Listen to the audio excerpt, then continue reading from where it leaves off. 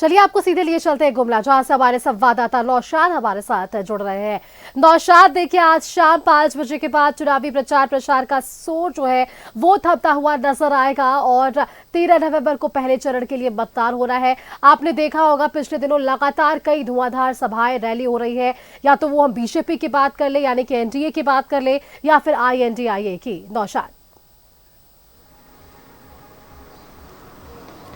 बिल्कुल, देखिए 43 सीटों को लेकर के लिए जो 13 नवंबर को वोट डाले जाएंगे सुष्मिता जी, उसकी प्रचार शोर आज खत्म हो जाएगा। और उससे पहले तमाम दिग्गजों का जमावड़ा इस पूरे क्षेत्र में रहा है। आप देख सकते हैं कि कल ही प्रधानमंत्री आए थे, उन्होंने करीब 43 से 47 मिनट के आसपास वो उन्होंने भाषण दे कंटिन्यू उन्होंने भाषण दिया और गुमला के लोगों को संबोधित किया। वो करीब 6 विधानसभा सीट को संबोधित कर रहे थे, कोलेबिरा, सिमडेगा, गुमला, सिसई, बिशुनपुर और सिमडेगा। तो काफ़ी संख्या में भीड़ थी, लोग सुनने के लिए आए थे कि लंबे समय के बाद यहाँ पहुँचे थे वो। तो जाहिर सी बात है कि लंबे समय के बाद एक बड़ा नेता, खासकर उतना लोकप्रिय नेता, वो वहाँ जहाँ पहुँचेगा तो जाहिर सी बात है कि लोग सुनने के लिए आएंगे। काफ़ी उनका जो भाषण था काफ़ी लोग गौर से सुन रहे थे। जब तक वो भाषण देते रहे लोग या तो खामोश थे या तो फिर मोदी मोदी के नारे लग रहे थे। उन्होंने कुछ बच्चे खड़े थे फ्रंट रो में, जो उनकी पेंटिंग को लेकर खड़े थे। उन्होंने उनको मंगवाया और उस पर बोला कि पीछे नाम, पता और मोबाइल लिख देना, मैं चिट्ठी लिखूंगा। ये उनके तरीका है, ये उनका अंदाज है। चुनावी सभा चाहे कोई भी सभा हो, अलग अंदाज उनका रहता है इस तरह का। तो अब लगभग अब अंतिम पड़ाव पर है ये लोकतंत्र का त्यौहार। अब 13 को वोट डाले जाएंगे। ऐसे में तमाम दिग्गजों का हो रहा है जमावड़ा और लगभग आज सभी समाप्त हो जाएगा। मिथुन चक्रवर्ती भी आज आ रहे हैं, तो काफ़ी दिलचस्प मुकाबला देखने को मिल रहा है। और जो प्रत्याशी हैं अब वो डोर टू डोर कैंपेनिंग करेंगे। मुझे लग रहा है कि रांची गुमला में जो तमाम प्रत्याशी हैं वह शाम आज दोपहर में एक बाइक रैली लोग भी निकालेंगे और अपना एक प्रचार का जो जोर है वो लोगों तक दिखाएंगे कि प्रचार का अंतिम समय में है। तो लेकिन अब जो बात है, मुद्दों की बात करें तो अभी भी जो जितने दिन हम लोगों ने गुमला में समय बिताया, सबसे ज़्यादा जो मुद्दा का विषय रहा वही पलायन रहा, शिक्षा रहा और स्वास्थ्य रहा। तो इस बार की जो चुनाव की व्यवस्था है और जो विषय है वो यही रहेगा, इसी के इर्द गिर्द घूमेगा। और जनता भी मूड बना चुकी है। एक होता है कि इलेक्शन के 2 दिन पहले या 1 दिन पहले कुछ समीकरण वैसे बनते हैं, लेकिन वैसा नहीं है। जनता मूड बना चुकी है किस पक्ष में उनसे वोट करना है। क्या पिछली सरकार ने जो उनके जनप्रतिनिधि रहे उन्होंने क्या उनके साथ इंसाफ किया, या फिर उसी तरह जुमलेबाजी वाला 5 साल का कार्यकाल बिताया। तो अब पूरी तरह से लोकतंत्र के त्यौहार में रंगने के लिए यहाँ की जनता तैयार है, काफ़ी उत्साहित भी है। और जो बड़े नेता आ रहे हैं, खासकर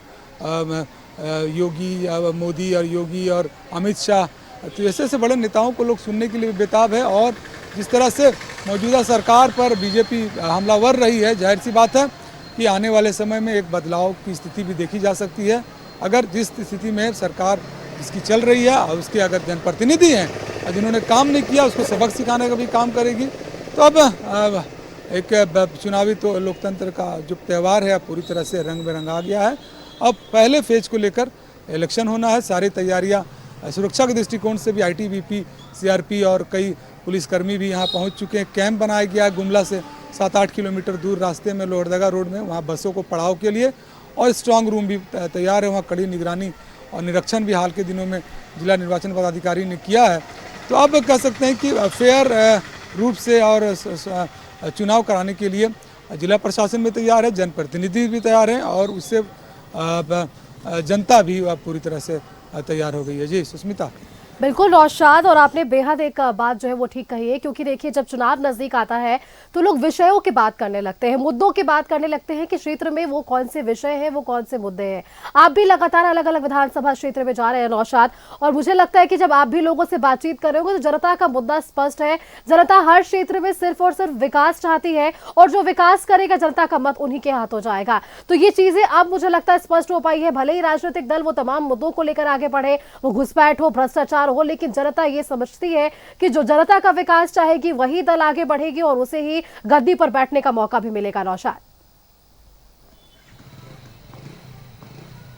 बिल्कुल सुष्मिता, देखिए खासकर गुमला की बात करें तो गुमला की जनता ने जो बीते 25 वर्षों में देखा कि जो विकास होना था वो नहीं हो पाया।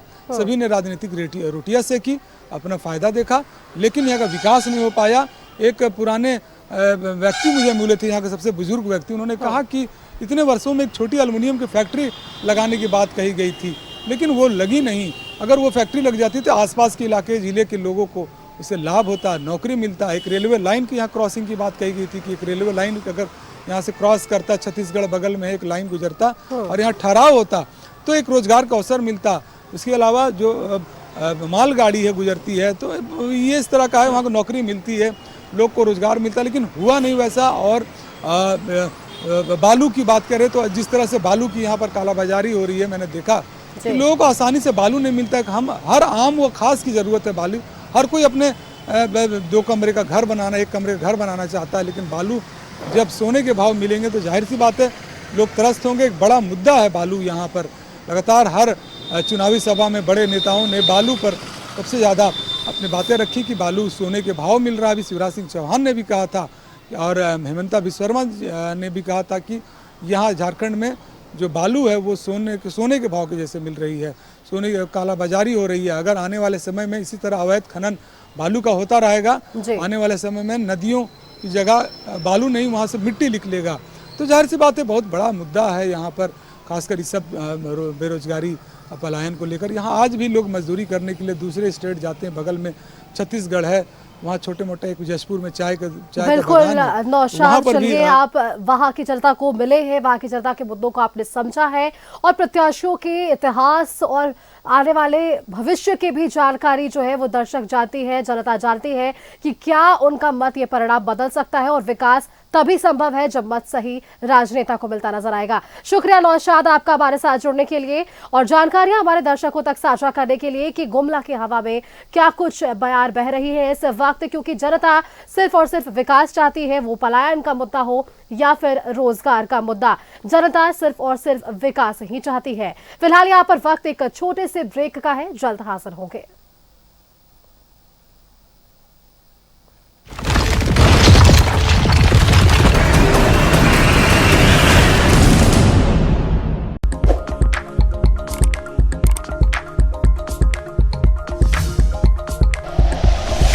Like and share videos, subscribe करें हमारा चैनल और प्रेस करें बेल आइकॉन। न्यूज़ 11 भारत, सच है तो दिखेगा।